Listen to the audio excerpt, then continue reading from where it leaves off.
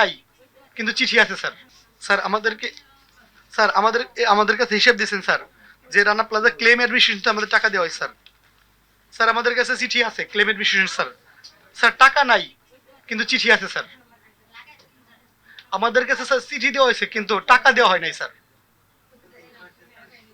আমাদের কাছে প্রত্যেক প্রত্যেক শ্রমিকের কাছেই প্রত্যেক শ্রমিকের কাছে এই চিঠিটা আসছে স্যার। এই টাকাটা কিভাবে করা হয়েছে স্যার? 50,000 টাকা প্রধানমন্ত্রী কল্যাণ তহবিল থেকে স্যার। এই টাকাটা প্রধানমন্ত্রী কল্যাণ তহবিল থেকে টাকা আসে নাই স্যার।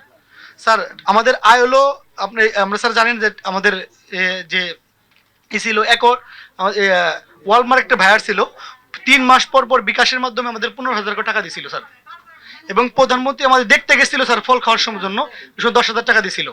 সেই টাকাটা আর এই টাকাটা যোগ করে আর সিভিল সার্জন 5,000, সরি স্যার, কাউকে 50,000 লিখছে, কাউকে 60,000 লিখছে স্যার। এই টাকার কল্যাণ তহবিল থেকে প্রধানমন্ত্রী কল্যাণ তহবিল এই টাকাটা কেটে নিয়েছে স্যার। আমাদের আমাদের স্যার একটা ব্যাংক অ্যাকাউন্ট করে দেওয়া হয়েছিল, ডাচ বাংলা থেকে একটা ব্যাংক অ্যাকাউন্ট করে দেওয়া হয়েছিল স্যার। সেইটা এই ব্যাংকে টাকা দেওয়া হয় নাই স্যার, অ্যাকাউন্টই করছে স্যার।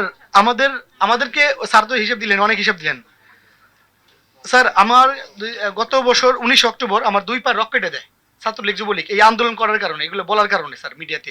স্যার এগুলো অনেক মিডিয়াতে ভাই, অনেক সাংবাদিক, পরিচিত সাংবাদিক অনেক আছে এখানে দেখতেছি স্যার। আমার কাটে দেওয়ার পরে 2 পা রক কেটে দেয় স্যার, এবং আমার এটা কেটে দেয়, এটা লাগে না, এইখানে লাগে স্যার। তো এটা লাগার পরে এটাও কেটে যায়, প্রচুর রক্ত আসে স্যার। টেন্ডর কেটে দিলে হয় স্যার, জানে আপনারা সবাই জানেন, শিক্ষিত মানুষ সবাই জানে যে 3 মিনিট বা 5 মিনিটে মানুষ মারা যায় স্যার। আল্লাহর অশেষ রহমতে আমি বেঁচে আছি।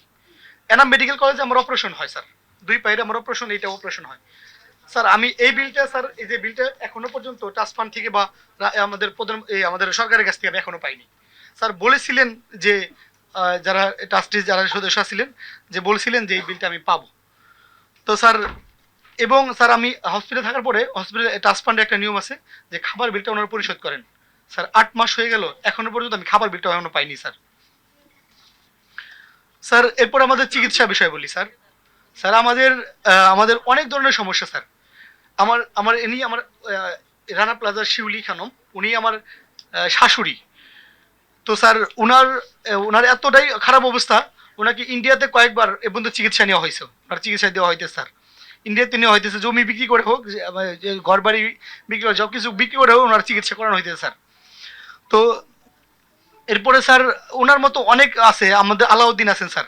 তো ওনারও ইন্ডিয়াতে চিকিৎসা হয়েছে, আমাদের রানা প্লাজা শ্রমিক। আমাদের এখানে আছেন আমাদের নীলুফা আপা, ওনার পাটা এরকম ব্যাকা হয়ে গেছে স্যার, ওনার অপারেশন করার কথা, এই পাটা কাটার কথা স্যার, কে দায়িত্ব নিবে স্যার? আজকে 11 বছর 12 বছর হয়ে গেছে স্যার, আজও পর্যন্ত এই নীলুফার দায়িত্ব কেউ নেয় নাই ওর পাটা কাটার জন্য স্যার। এরকম অনেকের আছে যে বাচ্চা, অনেকে আপনার সালমা নামে একটা মেয়ে স্যার, ও এই চিকিৎসার অভাবে বিনা চিকিৎসা না করাতে পারে, লাস্টে ফাঁসি দিয়ে মারা গেছে স্যার। এটা বাস্তব স্যার, এই ঘটনাগুলো সব বাস্তব।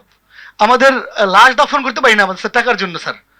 লাশ দাফন করতে না পারে আমরা এই জুয়েল, ওনার রান প্লাজা পা কাটা যায়, ওনার ডান পা কাটা যায়, ওনার জুয়েলের বউকে নিয়ে আমরা স্যার মানুষের কাছে ভিক্ষা করে স্যার টাকা নিয়ে আমরা সেই অ্যাম্বুলেন্সে করে তার গায়ে বান্ধা নিয়ে আমরা মাটি দিয়ে আসছি রানা প্লাজা সার্ভিসের পক্ষ থেকে স্যার। আমরা এরকম আরো অনেক বলতে পারি, কামাল কাকা আছে, ওনার